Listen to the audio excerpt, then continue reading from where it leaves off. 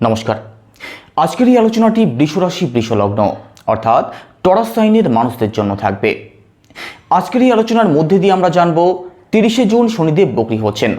বক্রী অবস্থায় শনিদেব বৃষরাশির মানুষদের জন্য কি ফল দেবেন, কোন কোন দিক থেকে কি প্রভাব পড়তে পারে, কোন কোন দিক থেকে পজিটিভ ফল পাবেন, কোন কোন দিক থেকে নেগেটিভ ফল পাবেন, সাবধান থাকতে হবে, সমস্ত কিছু ডিটেলসে আলোচনা করব।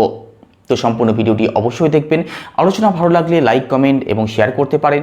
আমার সাথে যারা পার্সোনালি যোগাযোগ করতে চাইছেন, ভিডিও ডেসক্রিপশনে এবং ইন্ট্রোতেও নাম্বার দেওয়া আছে, আপনারা ফোন করে কিংবা হোয়াটসঅ্যাপের মাধ্যমে যোগাযোগ করতে পারেন।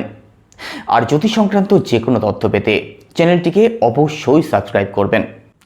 বর্তমানে শনিদেব আপনাদের দশম ভাবে অর্থাৎ কর্মস্থানে অবস্থান করছেন। তো দশম ভাবেই শনিদেব বক্রী হবেন কতদিনের জন্য? প্রায় 140 দিনের কাছাকাছি। তো প্রায় 140 দিন শনিদেব আপনাদের দশম ভাবে অর্থাৎ কর্মস্থানে বক্রী থাকবেন। তো বক্রী থাকবেন, বক্রী থাকা অবস্থায় কী কী ফল পাবেন সমস্ত কিছু তো আলোচনা করব। তার আগে আলোচনা করে দিই কোনো গ্রহ কেন বক্রী হয়।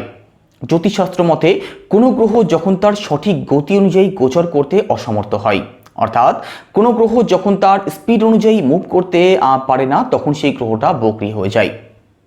আবার এটাও বর্ণিত আছে কোনো গ্রহ যখন সূর্য থেকে অনেকটা দূরে অবস্থান করে, তখন সেই গ্রহটিও কিন্তু বক্রী হয়ে যায়।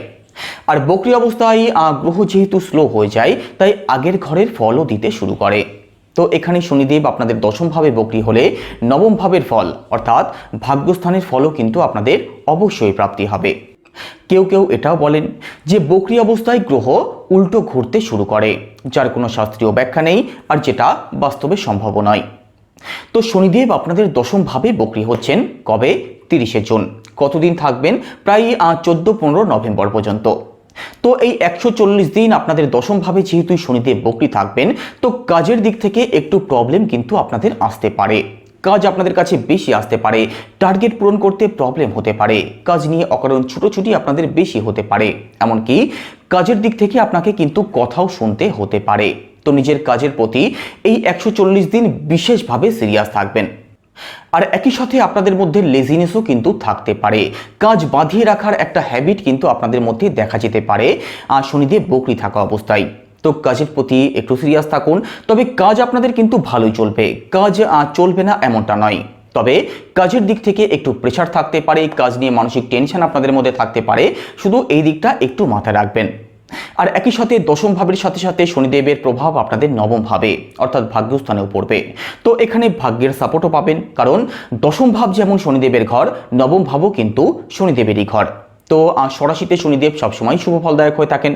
তো নবম ভাবে যেহেতু শনিদেবের দৃষ্টি পড়বে, ভাগ্যের সাপোর্ট অবশ্যই পাবেন। তো অতি গুরুত্বপূর্ণ কোনো কাজের শুভারম্ভ যদি করতে চান, কোনো ব্যবসা যদি শুরু করতে চান, কোনো ডিসিশন যদি নেওয়ার থাকে, সেক্ষেত্রে আপনাদের জন্য ভালো সময় থাকবে। তবে আপনার জন্মছকে শনিদেবের অবস্থান কেমন আছে সেটা অবশ্যই আগে দেখতে হবে। আপনার জন্মছকে শনিদেবের অবস্থান যদি খারাপ থাকে, শনিদেব যদি শত্রু ক্ষেত্রীয় হন, অথবা জন্মছকেই যদি শনিদেব রেট্রোগ্রেড থাকেন, সেক্ষেত্রে কিন্তু ভাগ্যের দিক থেকে প্রবলেম আসতে পারে। সেক্ষেত্রে বড় কোনো ইনভেস্টমেন্ট করার আগে, অতি গুরুত্বপূর্ণ কোনো সিদ্ধান্ত নেওয়ার আগে ভালো করে ভাবনা চিন্তা করে মাথা ঠান্ডা রেখে তবেই আপনাদেরকে সিদ্ধান্ত নিতে হবে, না হলে কিন্তু প্রবলেমে পড়তে পারেন। তবে যাদের জন্মছকে শনিদেবের অবস্থান ভালো আছে, শনিদেব বক্রী থাকা অবস্থায় আপনাদের লং ট্রাভেল হতে পারে, স্পিরিচুয়াল ট্রাভেল হতে পারে, ধার্মিক কোনো অনুষ্ঠান যদি করতে চান, সেক্ষেত্রেও আপনাদের জন্য বিশেষ ভালো সময় থাকবে। রাশিচক্রের নবম ভাব থেকে বাবাকেও বিচার করা হয়।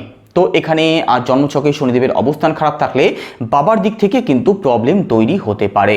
আপনার বাবার সাথে আপনার বন্ডিং খুব ভালো না থাকতে পারে, অথবা স্বাস্থ্যের দিক থেকেও কিন্তু আপনার বাবার একটু ভোগান্তি হতে পারে। তো পিতৃপক্ষের দিক থেকেও আপনাদেরকে একটু সিরিয়াস থাকতেই হবে।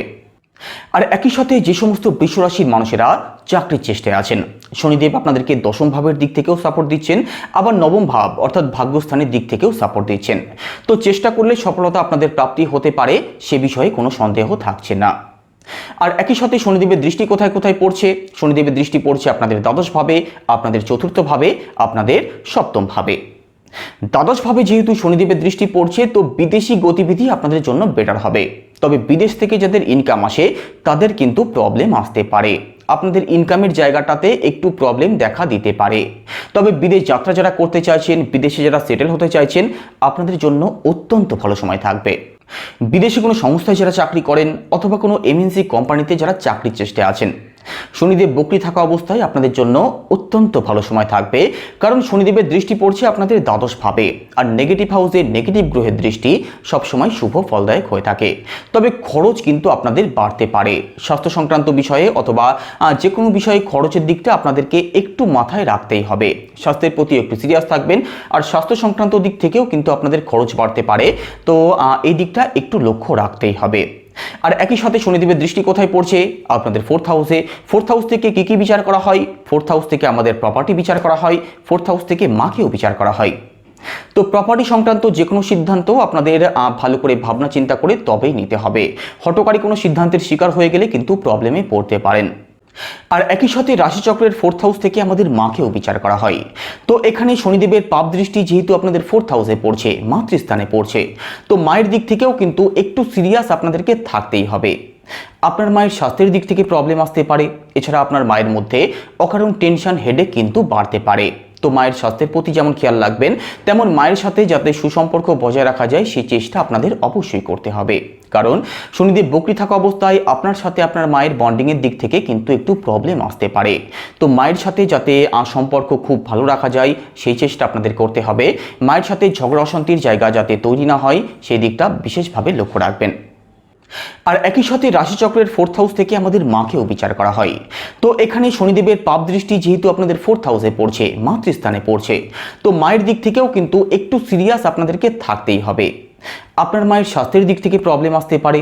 এছাড়া আপনার মায়ের মধ্যে অকারণ টেনশন, হেডেক কিন্তু বাড়তে পারে। তো মায়ের স্বাস্থ্যের প্রতি যেমন খেয়াল রাখবেন, তেমন মায়ের সাথে যাতে সুসম্পর্ক বজায় রাখা যায় সেই চেষ্টা আপনাদের অবশ্যই করতে হবে। কারণ শনিদেব বক্রী থাকা অবস্থায় আপনার সাথে আপনার মায়ের বন্ডিংয়ের দিক থেকে কিন্তু একটু প্রবলেম আসতে পারে। তো মায়ের সাথে যাতে সম্পর্ক খুব ভালো রাখা যায় সেই চেষ্টা আপনাদের করতে হবে। মায়ের সাথে ঝগড়া অশান্তির জায়গা যাতে তৈরি না হয় সেই দিকটা বিশেষভাবে লক্ষ্য রাখবেন। আর একই সাথে বৃষরাশির বিদ্যার্থী যারা আছেন, এখানে শনিদেবের বক্র দৃষ্টি যেহেতু আপনাদের ফোর্থ হাউসে পড়ছে, তো পড়াশোনার দিক থেকেও একটু সিরিয়াস আপনাদের থাকতে হবে। পড়াশোনার দিক থেকে আপনাদের মন ডাইভার্ট হতে পারে। তো পড়াশোনা সংক্রান্ত যে কোনো বিষয়েও এই 140 দিন আপনাদেরকে একটু সিরিয়াস থাকতেই হবে। শনিদেবের দৃষ্টি আপনাদের সপ্তম ভাবে পড়ছে। আর সপ্তম ভাব থেকে কি বিচার করা হয়? সপ্তম ভাব থেকে আমাদের দাম্পত্য জীবন বিচার করা হয়। সপ্তম ভাব থেকে ব্যবসার দিকটাকেও বিচার করা হয়। তো এখানে সপ্তম ভাবে যেহেতু শনিদেবের পাপ দৃষ্টি পড়ছে, শনিদেবের দৃষ্টিকে পাপ বলা হয় কেন? কারণ শনিদেবের দৃষ্টি কখনো শুভ হয় না। শনিদেবের দৃষ্টি যেখানেই পড়ে সেই সংক্রান্ত দিক থেকে কিন্তু প্রবলেম শনিদেব অবশ্যই ফেস করান। তো দাম্পত্য জীবনের দিক থেকেও আপনাদেরকে একটু সিরিয়াস থাকতেই হবে। দাম্পত্য জীবনে কিন্তু আপনাদের মধ্যে বন্ডিংয়ের জায়গাটা খুব ভালো না থাকতে পারে। আপনাদের রিলেশনে আনস্যাটিসফ্যাকশন থাকতে পারে। আর একই সাথে আপনার যিনি পার্টনার আছেন, মেল হোক বা ফিমেল হোক, তিনিও স্বাস্থ্যের দিক থেকে এবং কেরিয়ারের দিক থেকেও কিন্তু একটু প্রবলেম ফেস করতে পারেন। তো দাম্পত্য সংক্রান্ত যে কোনো দিক থেকে আপনাদেরকে একটু সিরিয়াস থাকতেই হবে। দাম্পত্য জীবনে ছোটোখাটো কোনো প্রবলেম থেকে যাতে বড় কোনো অশান্তির জায়গা তৈরি না হয় সেই দিকটা বিশেষভাবে লক্ষ্য রাখবেন। আর একই সাথে সপ্তম ভাব থেকে যেহেতু ব্যবসাও বিচার করা হয়, বৃষরাশির ব্যবসায়ী যারা আছেন, এই 140 দিন আপনাদেরও কিন্তু একটু সিরিয়াস থাকতে হবে। ব্যবসার জায়গাটা কিন্তু খুব ভালো না থাকতে পারে। ব্যবসা নিয়ে মানসিক টেনশন আপনাদের মধ্যে থাকতে পারে। আর ব্যবসাতে বড় কোনো ইনভেস্টমেন্ট করার আগে ভালো করে ভাবনা চিন্তা করে তবেই করবেন। আপনার জন্মছকে শনিদেবের অবস্থান কি আছে সেটাকে অবশ্যই বিচার করিয়ে নেবেন।